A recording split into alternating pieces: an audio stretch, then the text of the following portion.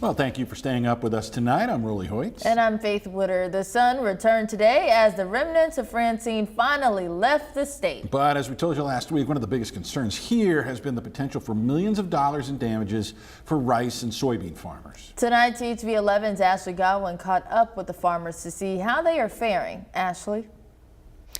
This is the total rainfall from the time Francine entered the state to this evening. Now, the eastern portion of Arkansas saw the most rain, and that's where farms were hit the hardest. Some saw as much as 10 inches of rain. As we take this next step, it's trying to, over the next few days, still trying to get fields and the crop itself dried out. Last week, farmers rushed to get as much of the rice harvested before Francine made its way to the state. The fear was the winds and heavy rains would damage millions of acres of crops like rice, cotton, and soybeans. I would say that millions in losses are still on the table. Just at this point, perhaps not the tens of millions is what we potentially feared in worst case scenario. For some farmers, seeing the true impact of the storm could take weeks.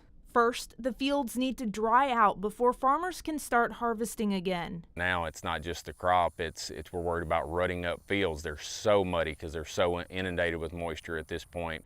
Then the farmers will check the plants, but some are already showing signs of damage. So now we're starting to see some of that rice beginning to sprout. It's not supposed to sprout. We didn't plant it, this is what we need to harvest. So if it sprouts far enough, that grain will just be a complete loss. Corn is at the end of harvesting, but rice, soybeans, and cotton farmers still have several weeks to go.